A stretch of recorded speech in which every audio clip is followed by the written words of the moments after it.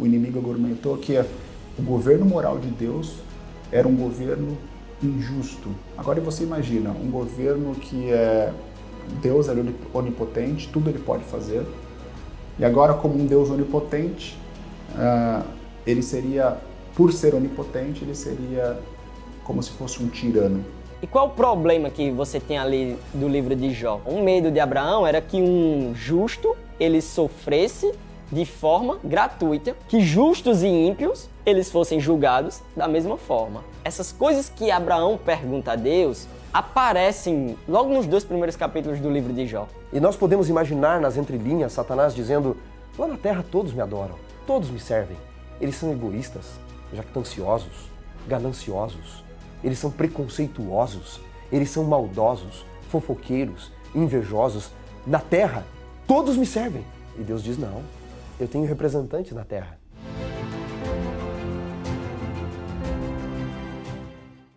Quando nós retornamos para o pensamento do grande conflito, esse grande conflito entre Deus e Satanás, ou entre, a gente fala, Jesus Cristo e seus anjos, contra o inimigo, Satanás e seus anjos. A gente tem esse contexto que ele é um contexto, é um pano de fundo, é um quadro onde a minha e a sua vida ela se encontra nesse contexto. Jó era bom ou não era? A Bíblia diz que Jó era perfeito em tudo que fazia. Jó era amigo de Deus? Jó era amigo de Deus. Jó sofreu? Sofreu. Porque é que pessoas que servem a Deus têm que sofrer. A ironia das respostas de Deus é: Jó, se você não sabe como funciona o mundo natural, imagina um mundo moral que é muito mais complexo. Agora, eu, Deus, sou todo poderoso e controlo o mundo natural. Da mesma forma, Jó, Deus, eu também controlo o mundo moral. Nenhum livro da Bíblia trabalha as questões da Teodiceia com maior profundidade do que a tocante e enigmática história de Jó. A maior parte desse drama é construído a partir da interação entre Jó e seus amigos. Esses homens ostensivamente aparecem para confortá-lo, mas acabam confrontando Jó, primeiramente de forma gentil e depois de forma bastante agressiva. Eles argumentam que a justiça de Deus não é para o questionamento de meros humanos. Em outras palavras, esses supostos amigos trazem uma mensagem de condenação. Já que não há punição sem pecado, eles argumentam, então, o que quer que aconteça em seu destino foi causado por suas próprias ações. Mas será que essa correlação moral é tão simples assim? Fique ligado, o Teólogos está só começando.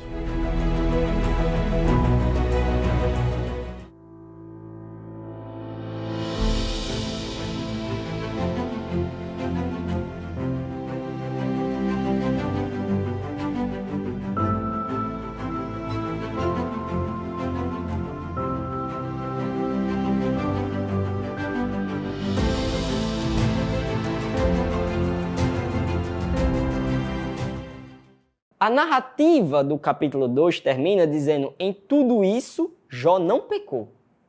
Em tudo isso, Jó, ele não amaldiçoa a Deus. Em tudo isso, Jó, ele não cede àquilo que Satanás disse que ele iria ceder. Então você vê que a motivação de Jó ia para além do certo egoísmo.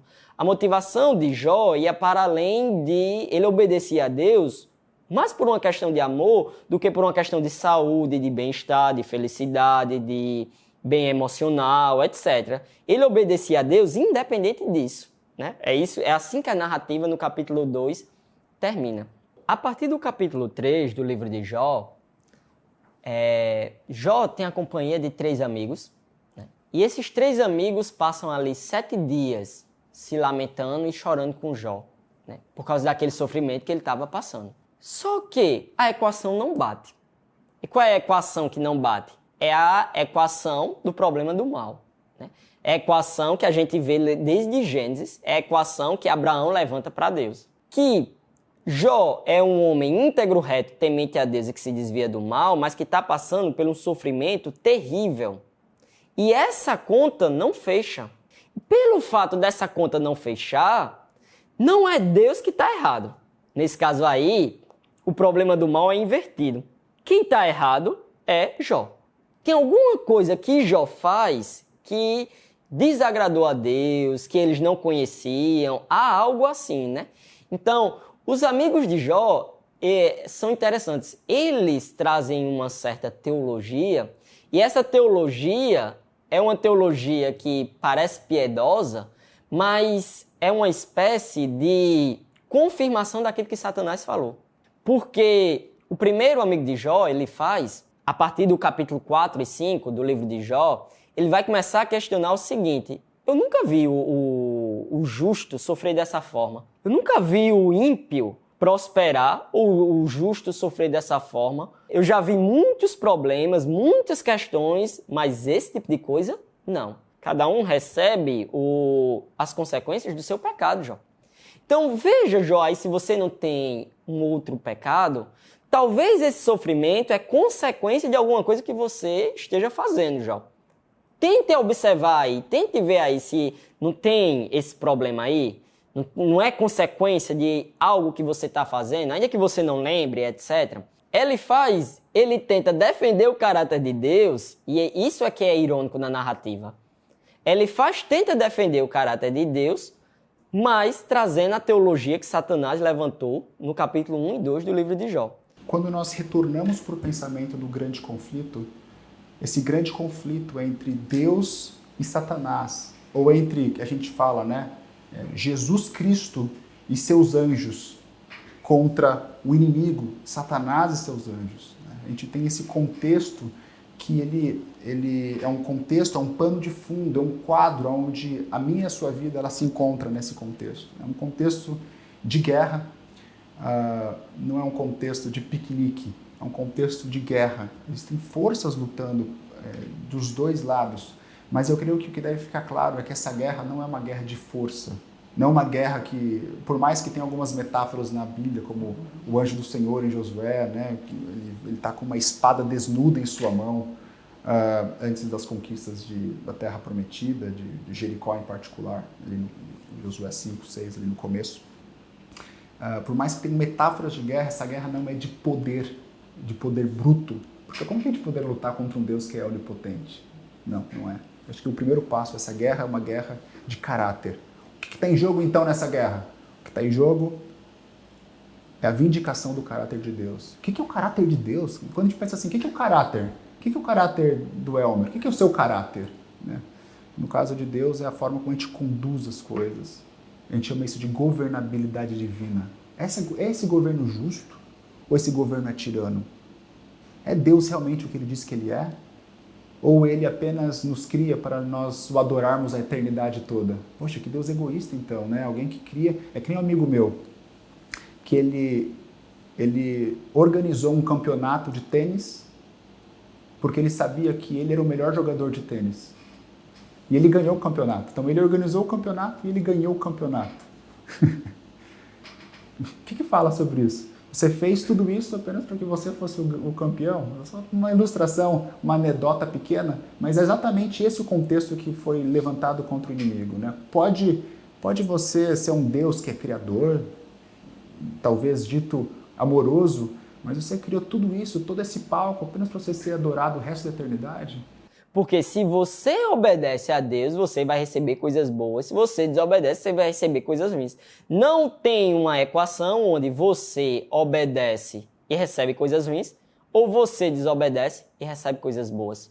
Essa equação aí é uma equação que para ele faz não fecha. É tanto que ele termina a fala dele dizendo: Jó, se você se arrepender, se você voltar face para Deus, se você virar para Deus, Deus é um Deus bom, Deus é um Deus misericordioso, então Deus ele vai te perdoar e ele vai reverter o mal em bem. Né? Volte para Deus, Jó. Os outros amigos de Jó, eles diferem no que eles dizem, no sentido dos exemplos que eles trazem, no sentido de aprofundar com Jó a discussão, mas o ponto é o mesmo.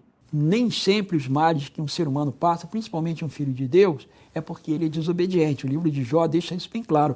É uma outra situação através da qual Deus está mostrando que nem sempre praticar o bem resulta em receber bem. Muitas vezes a prática do bem vai fazer com que o resultado seja exatamente o sofrimento. Então Jó, é claro que ele é íntegro. Nunca foi nada provado contra ele. E ele realçava isso, ele não mentia, ele dizia, não, eu sou uma pessoa íntegra. E ele muitas vezes se perguntava, por que é que eu estou passando por essa situação se eu sou uma pessoa íntegra? Ele não conhecia o que nós, deste lado do livro, sabemos. Nós pegamos o livro de Jó e nós estamos lendo a história toda. Pegamos as Sagradas Escrituras e nós estamos lendo a história toda, mas Jó, ele não podia ler a história toda. As coisas estavam acontecendo por trás dos bastidores e Jó não via. Nem sempre o mal e o bem são punidos e recompensados nessa vida. Por exemplo, há ladrões que vivem uma vida regalada e há pessoas justas que sofrem, que levam uma vida sofrida. É um paradoxo, mas isso vai existir no nosso mundo. Jó era bom ou não era? A Bíblia diz que Jó era perfeito em tudo que fazia. Essa é a expressão original. Jó era perfeito naquilo que ele fazia. Jó era amigo de Deus? Jó era amigo de Deus. Jó sofreu? Sofreu. E aí vem a última pergunta. Por que é que pessoas que servem a Deus têm que sofrer? Por que o sofrimento humano? Por que quando a gente está em meio à angústia da vida e a gente clama, Deus parece ficar em silêncio? Veja, milagres existem. Milagres acontecem. Mas milagres são atributos divinos. Nós não podemos mandar em Deus determinar o que Deus deve fazer. Milagres pertencem a Deus, acontecem quando Deus quer, na hora que Deus quer, com quem Deus quer, quando Deus quer, da forma que Deus quer. Se milagres não existissem, nosso coração entraria em desespero. Mas se milagres acontecessem toda hora para todo mundo que quer, do jeito que o ser humano quer, o mal não iria se mostrar mal. Deus estaria intervindo toda hora. E Deus está deixando os frutos do mal amadurecer. Mas os filhos dele estão sofrendo enquanto isso, eu sei. E o coração de Deus dói por isso. Jó era amigo de Deus. Jó sofreu, pessoas inocentes sofrem. Pessoas inocentes vão sofrer. Agora preste atenção numa coisa. C.S. Lewis, tratando sobre o sofrimento, ele fala que se nós temos desejos nesse mundo que não podem ser satisfeitos no nosso coração, porque para quase tudo nesse mundo que existe o desejo, existe algo para suprir esse desejo. A criança precisa do leite, bom, existe algo chamado leite materno. O peixe precisa da água para viver, existe algo chamado água. Ele diz, mas se há algo neste mundo que não pode suprir o desejo do meu coração, talvez a única resposta é que você e eu, nós não fomos feitos para este mundo. Há algo que te incomoda, há algo que me incomoda, há algo que não nos satisfaz ainda, é porque você e eu, nós somos feitos para um mundo melhor. Mas Jó sofreu, porque os amigos de Deus sofrem. No capítulo 19 do livro de Jó, tem uma hora que Jó, os argumentos dos amigos deles parecem extremamente poderosos, né? E tem uma hora que Jó, ele olha para a realidade, ele olha ao derredor, os amigos dele estão tentando procurar qual foi esse pecado que Jó cometeu, para Jó estar passando pelas aflições, aquela situação, etc. E aí Jó, sem entender nada, tem uma hora que Jó diz, eu sei que o meu Redentor vive. E por fim, ele vai dar um fim a esse atual estado de coisas. Então ali você vê uma certa confiança de Jó em Deus, mesmo que ele não entendia, mas assim, ele estava buscando uma luz. Ele estava buscando algo e aí ele se volta para confiar em Deus. Não, isso tem uma explicação. Eu não sei explicar, mas isso tem uma explicação. Esse sofrimento não é gratuito. Deve ter alguma coisa aí por trás. Eu sei que o meu Redentor vive e que por fim ele se levantará e que por fim ele vai fazer justiça no final das contas. Os três amigos de Jó manifestaram uma teologia incompleta. Interpretaram que o sofrimento de Jó estava vinculado a um pecado grave. Deus estava punindo Jó.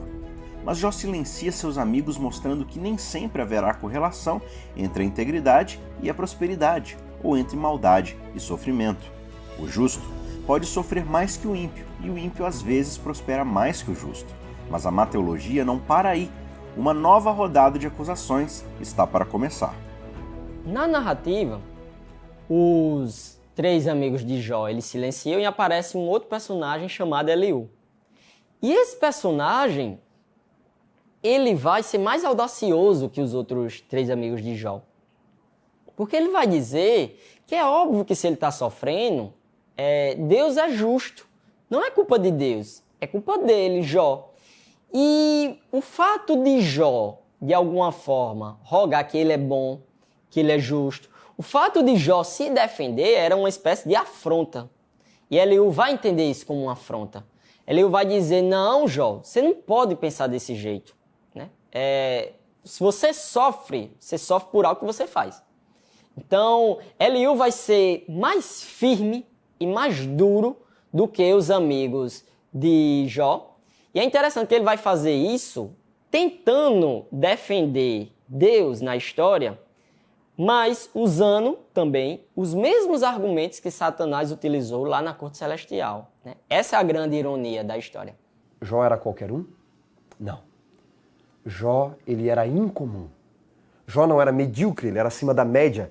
Jó não era alguém ordinário, Jó era alguém extraordinário. E o mesmo C.S. Lewis, no livro As Crônicas de Nárnia, ele diz assim, coisas extraordinárias só acontecem na vida de pessoas extraordinárias. Um personagem, uma dessas séries, passa por um problema, vira um monstro terrível por uma maldição. Então um outro personagem, Lewis, brilhantemente escreve, não chore, amigo. Nós não sabemos ao certo por que você está passando por isso. Mas entenda uma coisa, coisas extraordinárias só acontecem na vida de pessoas extraordinárias. Passa-se metade da narrativa e no fim da narrativa você tem um desfecho que é um desfecho curiosíssimo. Que é o quê? Deus aparece, Deus pede para Eliú silenciar e Deus vai e diz para Jó, Deus faz alguns desafios para Jó. O que é que interessa para a gente no dilema de Epicuro, no problema do mal, nessas questões relativas ao sofrimento, na fala de Deus? Né? É porque Deus, ele começa a fazer algumas questões para Jó e são questionamentos muito difíceis do ponto de vista natural. A ironia das perguntas de Deus é a seguinte. Deus chega para Jó e diz, onde você estava, Jó? Quando eu criei o mundo? Onde você estava quando eu criei outros seres? Onde você estava quando eu criei as estrelas? Onde você estava quando eu armei as constelações? Onde você estava quando eu fiz isso, Jó? Se você for poderoso, me responda. Você sabe como é que funciona o mundo natural? E, basicamente, a premissa que Deus ele está defendendo, que ele vai contra-argumentar para Jó, você sabe, Jó, como funciona o mundo natural? E Jó não sabe como funciona o mundo natural. Né? E qual é a ironia disso? A ironia disso é o seguinte, Jó não sabe como funciona o mundo natural, mas Deus sabe completamente como funciona o mundo natural. No entanto, o mundo moral é mais complexo do que o mundo natural. O mundo moral, ele tem muito mais nuances que o mundo natural. Por quê? Porque no mundo natural as coisas funcionam numa relação de causa e efeito. Como os amigos de Jó pensavam. E como Satanás pensava que funcionava na relação entre Deus e Jó. Como assim causa e efeito? Se eu esquento a água a uma determinada temperatura, ela vai evaporar.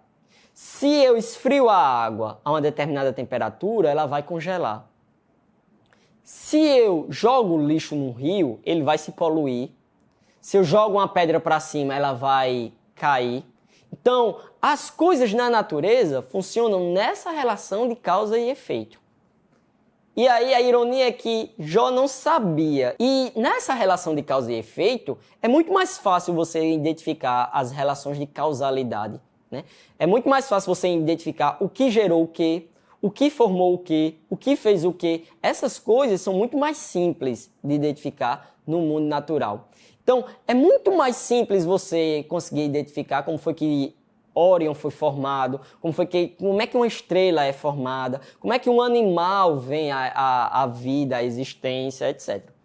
Mas no mundo moral, esse tipo de correlação não é tão fácil de estabelecer. E por que não é tão fácil de estabelecer? Porque Deus é um ser pessoal.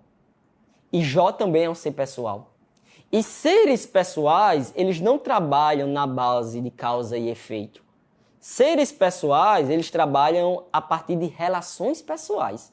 Então, entra em jogo o amor, entra em jogo o relacionamento interpessoal, entra em jogo uma série de coisas que não existe nas relações de causa e efeito. Entra em jogo uma série de coisas que não existem no mundo da natureza.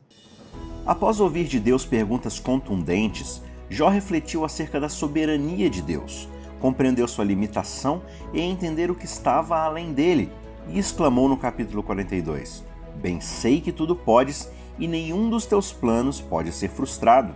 Quem é aquele, como disseste, que sem conhecimento encobre o conselho? Na verdade, falei do que não entendia, coisas maravilhosas demais para mim, coisas que eu não conhecia. A ironia das respostas de Deus é: Jó, se você não sabe como funciona o mundo natural, imagina um mundo moral que é muito mais complexo. Agora, eu controlo, eu, Deus, sou todo poderoso e controlo o mundo natural. Da mesma forma, Jó, eu, Deus, eu também controlo o mundo moral. Mas se você não dá conta do mundo natural, imagina do mundo moral. Agora, Jó, sabe uma coisa, eu dou conta dos dois. Eu dou conta do mundo moral e dou conta do mundo natural. Deus não responde diretamente aos problemas levantados pelos amigos de Jó. Deus não responde diretamente, mas Deus responde indiretamente. E a resposta de Deus é uma resposta significativa. Qual é a resposta de Deus? É que Ele é soberano. É que Ele vai trazer justiça a esse atual estado de coisas. É que Ele está no controle dele, não foge ao controle dele. E dentro do controle dele se inclui coisas como o justo sofrer. Dentro do controle dele se inclui coisas como, mesmo a gente não vendo a bondade, a maldade, mesmo a gente não enxergando esse tipo de coisas, mas está dentro da mão dele, está dentro do pensamento dele, está dentro da soberania dele. Um outro ponto interessante é que quando você vai chegando no final do livro de Jó, Deus olha para os amigos de Jó e diz assim: vocês não falaram sobre o meu caráter como o meu servo Jó.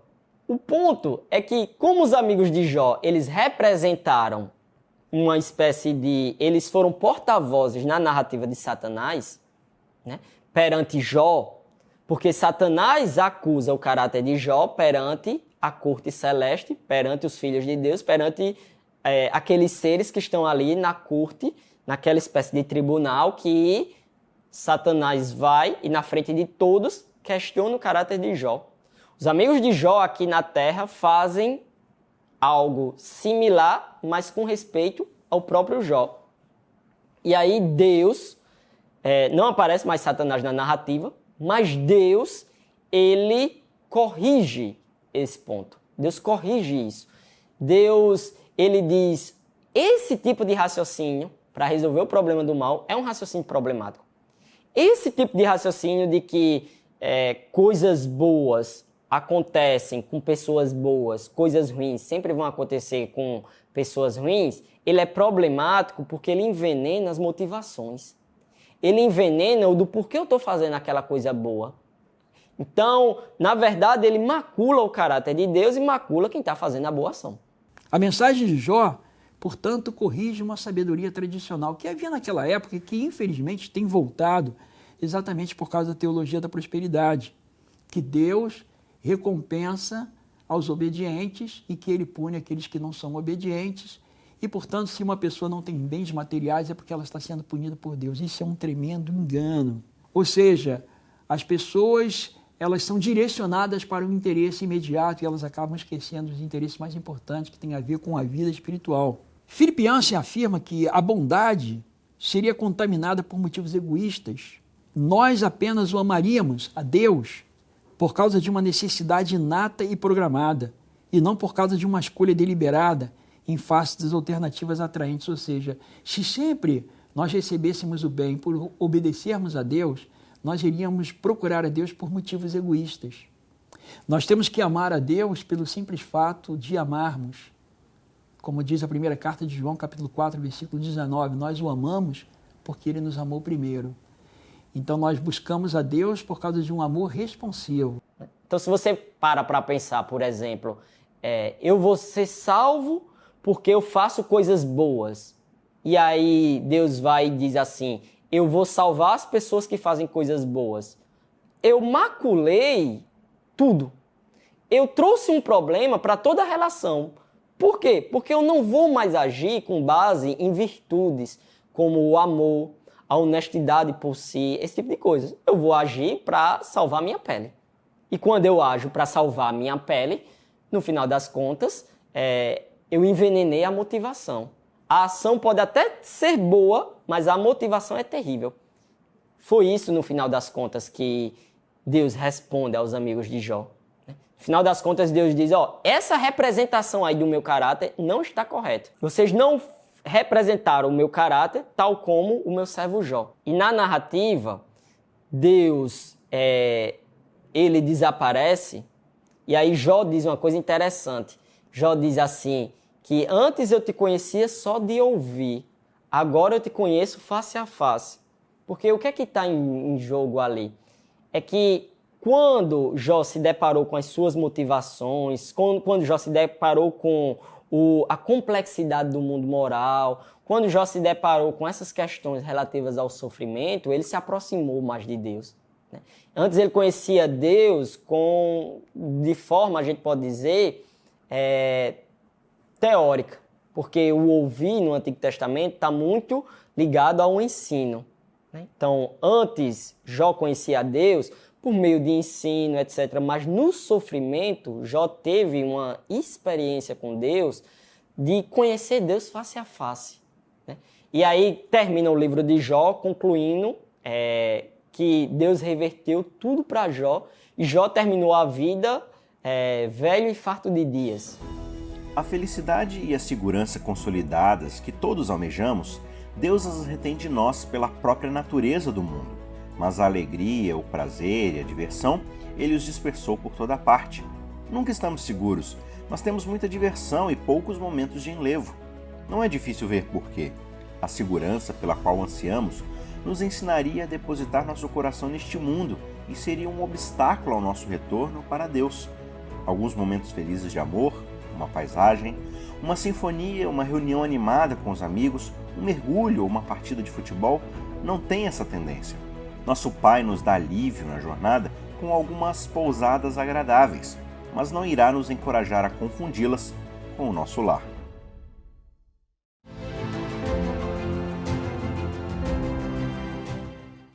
O fundamento de tudo aquilo que se fala quando pensamos em sofrimento com efeito, Deus é bom. É algo que não dá para se esquecer. É algo que você precisa ter em sua mente o tempo inteiro. Porque se Deus ele fosse exterminar o problema do mal, Deus exterminaria todos os seres humanos da face da terra.